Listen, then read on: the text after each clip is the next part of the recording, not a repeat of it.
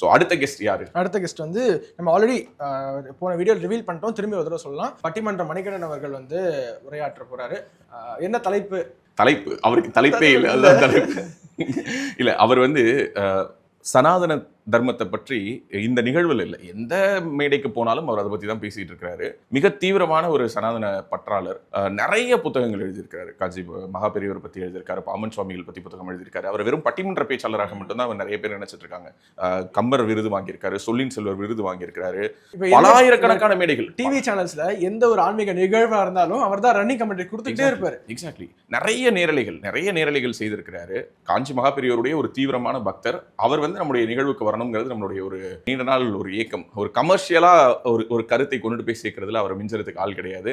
குடும்பத்தில் இருக்கக்கூடிய அவலங்கள் தொடங்கி, அவல நகைச்சுவையாக அதை சொல்வதில் தொடங்கி, சமூகத்தினுடைய அவலங்களை பகடி செய்வதா இருக்கட்டும், அரசியல் களத்தை எடுத்துக்கிட்டு அதை பற்றி பேசுறதா இருக்கட்டும், சொல்லின் செல்வர் மணிகண்டனுக்கு ஈடு மணிகண்டன் தான். அவருக்கு யாரையுமே ஒப்புமையே படுத்த முடியாது. அப்படிப்பட்ட ஒரு ஆகச்சிறந்த பேச்சாளர் பட்டிமன்ற மணிகண்டன் அவர்கள், சொல்லின் செல்வர், நம்முடைய நிகழ்ச்சியில் கலந்து கொண்டு உரையாற்ற இருக்கிறார்.